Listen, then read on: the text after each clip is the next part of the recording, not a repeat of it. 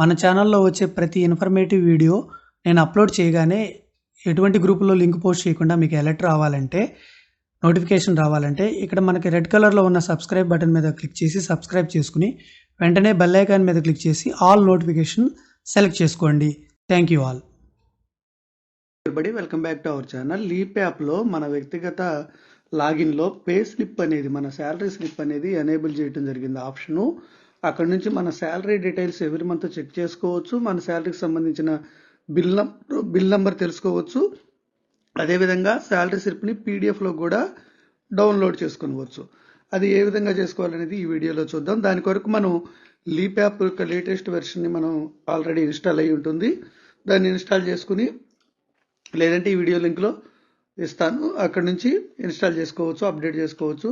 Install చేసుకున్న తర్వాత మనకి మన యూజర్ ఐడి, ట్రెజరీ ఐడి, పాస్వర్డ్తో లాగిన్ అవ్వాలి. ఇండివిజువల్ లాగిన్ అనమాట.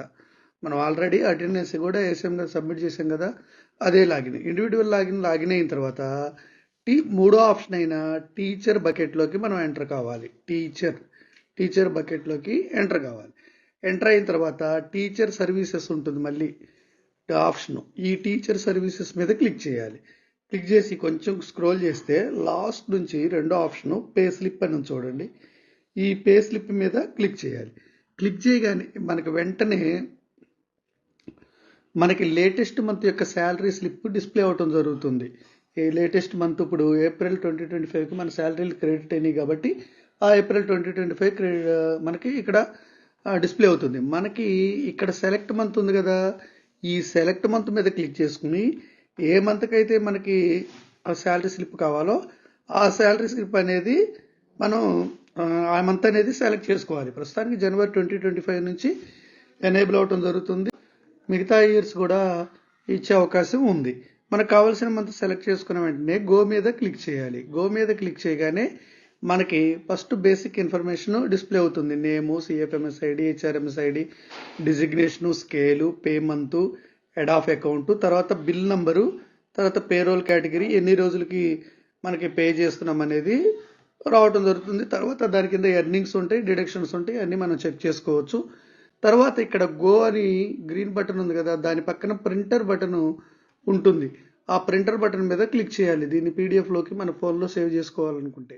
మనకి ఇక్కడ పీడిఎఫ్ అని డౌన్ యారో మార్క్ కనపడుతుంది కదా మీకు, ఈ డౌన్ యారో మార్క్ మీద క్లిక్ చేయాలి. క్లిక్ చేయగానే మన ఫోన్లో ఉన్న మై ఫైల్స్ లేదా ఫైల్ మేనేజర్స్, అంటే ఫోన్ స్టోరేజ్ అనమాట, ఫోన్ యొక్క ఇంటర్నల్ స్టోరేజ్లోకి మనం తీసుకెళ్ళటం జరుగుతుంది. అక్కడ ఏ ఫోల్డర్స్లో మనం దీన్ని సేవ్ చేయాలనేది మనం సెలెక్ట్ చేసుకోవచ్చు. నేనైతే మై ఫైల్స్లో పే స్లిప్స్ అని ఒక ఫోల్డర్ క్రియేట్ చేసుకున్నాను. సేవ్ మీద క్లిక్ చేశాను. సేవ్ మీద క్లిక్ చేయగానే ఆ మై ఫైల్స్లో లేదా ఫైల్ మేనేజర్లో, ఇంటర్నల్ స్టోరేజ్లో, ఫోన్ యొక్క స్టోరేజ్లో ఆ ఫోల్డర్లో సేవ్ అయిపోతుంది అన్నమాట. తర్వాత మనం రీనేమ్ చేసుకోవచ్చు. April 2025 pay slip, March 2025 pay slip అనమాట.